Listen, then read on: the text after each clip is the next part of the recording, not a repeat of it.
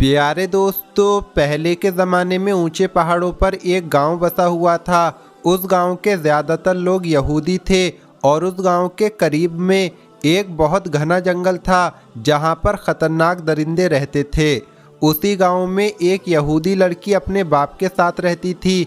वो बाप अपनी बेटी पर जुल्म किया करता था क्योंकि उस गांव का ये रिवाज था कि वहां बेटियों से बहुत ज़्यादा नफरत की जाती थी। सबसे बड़ी बात ये थी कि उस लड़की की माँ नहीं थी। वो बेचारी घर के जो काम थे वो भी किया करती और खेतों की भी देखभाल करती थी। उस लड़की के पास बहुत सी बकरियां भी थीं जिनको चराने के लिए वो पहाड़ों पर ले जाती थी।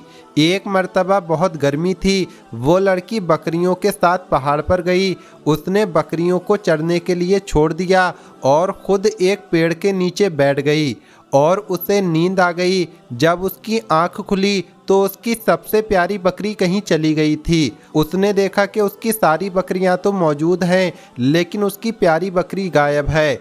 वो बहुत परेशान हुई और बकरी को ढूंढने में लग गई और बकरी का नाम लेकर पुकारने लगी।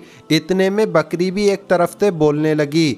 जब उस लड़की ने बकरी की आवाज़ का पीछा किया तो क्या देखती है कि एक पेड़ के नीचे वो बकरी बंधी हुई है और पानी पी रही है। लड़की बहुत हैरान हुई कि बकरी को यहाँ पर किसने बांधा है।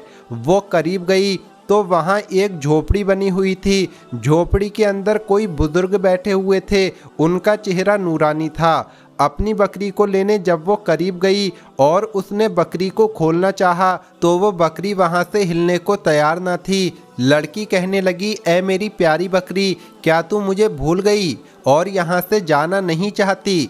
बकरी अपनी ज़बान में न जाने क्या क्या कह रही थी। उसी वक्त वहाँ पर वो बुजुर्ग आए और उन्होंने कहा, प्यारी बेटी यहाँ पर क्या कर रही हो? लड़की ने कहा, बाबा ये मेरी बकरी है, इसे मैं पहाड़ पर चराने के लिए लाई थी लेकिन ये वहाँ से भागकर यहाँ आ गई। अब आप ये मुझे दे दो, मैं इसे लेकर चली जाती हूँ।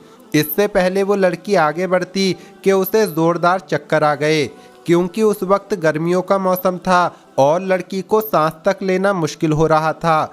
उसने ऊपर की तरफ देखा तो उसकी सेहत थोड़ी अच्छी हुई। बाबा कहने लगे, बेटी लगता है तुम बहुत मेहनत करती हो। उसने कहा, जी बाबा, दोपहर के वक्त अपनी बकरियों को लेकर आती हूँ और इन्हें चराती हूँ। बाबा ने मुस्कुराकर कहा, बताओ बेटी तुम्हें क्या चाहिए? तो वो लड़की कहने लगी, काश यहाँ पर बादल आ जाएं, ठंडी हवाएं चलने लगें और मौसम अच्छा हो जाए।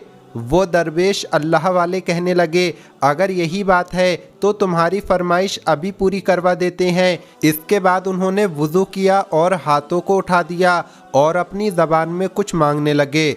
लड़की ने गौर से सुना तो बुजुर्ग बाबा कह रहे थे, या अल्लाह पाक, हमारी इस दुआ और इस बंदी की दुआ को कबूल कर ले, अल्लाह पाक हमारी सुन ले। वो बाबा दुआ करते जाते और रोते जाते। पहले उन बुजुर्ग बाबा की पलकें गीली हुईं, फिर उनके मुंह से सिसकियों की आवाज़ आने लगी, फिर उनकी आंखें छम छम बरसने लगीं।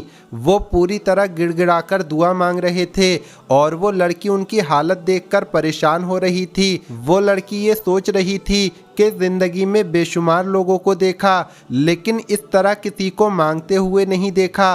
और अजीब बात ये थी कि वो ना जाने किससे मांग रहे थे। उनका रोना बहुत ही अजीब था।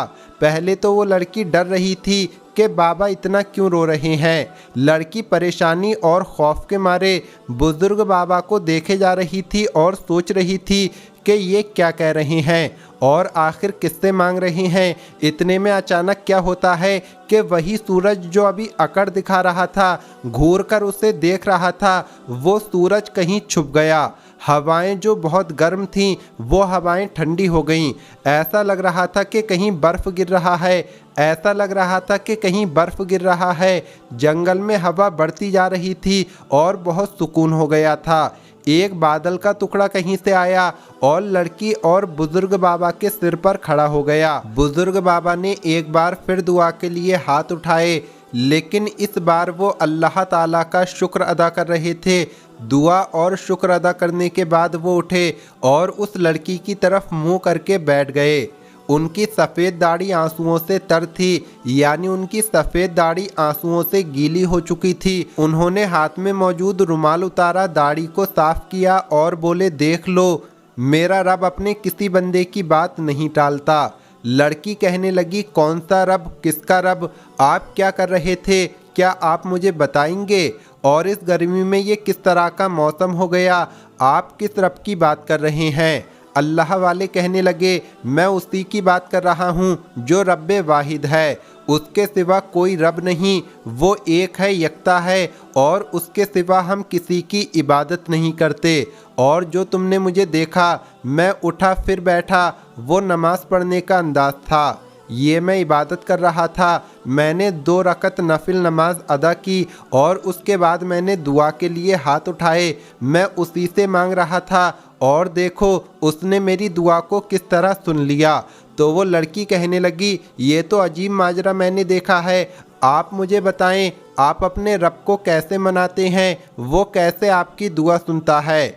अल्लाह वाले मुस्कुराए और कहने लगे, मैंने ये बात अपनी माँ से सीखी है। जब मैं छोटा था और बचपन में कोई भी बात मनवाना चाहता था तो रोने लगता था, माँ से मेरा रोना बर्दाश्त नहीं होता था और वो तड़प जाती थी और मुझे गोद में उठा लेती, मुझे चूमती थी और मेरी आंखें भी साफ किया करती थी। मैं जो कहता था वो वही करती थी।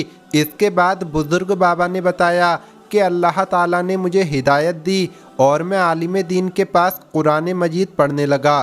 तुम्हें बता दूं, कुरान मजीद हमारी मुक़द्दस किताब है। जब मैं कुरान पढ़ने जाता तो एक दिन मौलवी साहब ने फरमाया, अल्लाह एक इंसान से 70 माओं से ज़्यादा प्यार करता है। बुजुर्ग बाबा कहने लगे, बस वो दिन है और आज का दिन है। मैं रोता हूँ, गिड़गिड़ाकर मांगता हूँ, तो मेरा अल्लाह जो मुझे 70 माओं से ज़्यादा प्यार करता है वो मेरी दुआ सुन लेता है।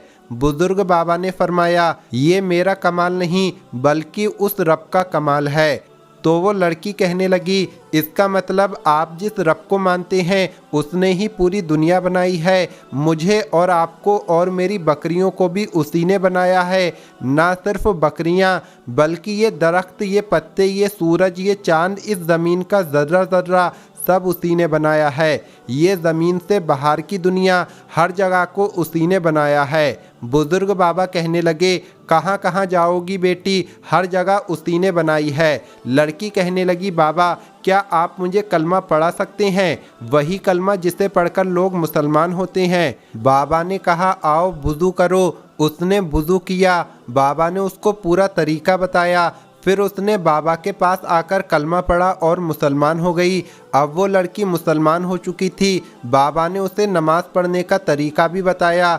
वो बहुत खुश थी, जैसे उसने दुनिया की दौलत पाली है। लेकिन यहाँ पर तो खुशी मिली थी, मगर घर पे उसका बाप एक बड़ा सा डंडा लिए खड़ा था। लड़की ने अपनी बकरियों को लिया और घर आ गई। बाप ने पूछा, तुम कहाँ से आ रही हो? लड़की ने अपने बाप को बताया, वो जंगल में बकरी चली गई थी तो फौरन ढूंढ कर ले आई। बाप लड़की के करीब आया और ज़ोर ज़ोर से उसको मारने लगा। उस मोटे डंडे से जब उसको मार लगती तो वो लड़की तड़प जाती। उसका बाप उस पर बहुत जुल्म करता और उसे बहुत ज़्यादा मारता। वो जालिम आदमी अपनी बेटी को मारता जा रहा था। लड़की बेहोश होकर ज़मीन पर गिर गई। वो वहीं पर पड़ी रही। जब उसे होश आया तो उसके जिस्म में इतनी भी ताकत नहीं थी कि वो खुद उठ पाती। फिर अचानक उसके जहन में वही बुजुर्ग बाबा आए। वो बाबा ऐसा लग रहा था जैसे उससे कह रहे हैं, मेरी प्यारी बेटी उठो, वुज़ू करो और नमाज पढ़ो। इसके बाद लड़की उठ गई। नमाज पढ़ने के बाद उसने उन्हीं बुजुर्ग बाबा की तरह रो रो कर गिड़गिड़ाकर दुआ मांगी, ऐ मेरे प्यारे अल्लाह, मेरा बाप मुझसे मोहब्बत नहीं करता, मेरे बाप के दिल में तू इस्लाम की शम्आ रोशन कर दे, उसके दिल में भी तू अपनी मोहब्बत डाल दे। उधर उस लड़की का बाप जंगल की तरफ जा रहा था। जब वो जंगल में पहुंचा तो अचानक वहां एक खूंखार चीता आ गया। वो चीता उसकी तरफ बढ़ रहा था, यानी उस लड़की के बाप की तरफ आ रहा था और चीते को देखकर ये लग रहा था कि इसे खा जाएगा। इससे पहले कि वो आदमी वहाँ से भागता, उस चीते ने उस पर हमला कर दिया। आदमी जख्मी हो गया, लेकिन चीते को उसे मारने का हुक्म नहीं था। उसी वक्त वो अल्लाह वाले बुजुर्ग वहाँ आ गए। उन्होंने चीते से कहा, बस हो गया, मिल गई इसे सज़ा, अब तुम जाओ। वो चीता वहाँ से जा चुका था और आदमी नशे में चूर उन बाबा को देख रहा था। कहने लगा, कौन हो तुम और यहाँ पर क्या कर रहे हो, और तुम्हारे कहने पर ये कैसे चला गया? उन्होंने कहा, तू बच गया। पता है किसकी वजह से? तेरी बेटी की वजह से, जिसे तू अभी मार कर आया है। तू जानता है तेरी बेटी मुसलमान हो चुकी है। ये सुनकर वो कहने लगा, क्या बकवास कर रहे हो? बुजुर्ग बाबा ने कहा, हाँ, बकवास नहीं कर रहा, उसी बेटी की वजह से आज तू बचा है। अगर तू ये बात नहीं मानता तो मैं एक बार फिर उस चीते को बुलाता हूँ, वो तेरा काम तमाम कर देगा। बुजुर्ग बाबा ने इशारा किया। वो चीता जो अभी थोड़ी देर पहले वहाँ से जा चुका था, उनके इशारे पर एक पेड़ के पीछे से छलांग लगाता हुआ उस आदमी के ऊपर कूद पड़ा। वो आदमी बचाव बचाव कर रहा था और कह रहा था, मैंने मान लिया, मैंने मान लिया।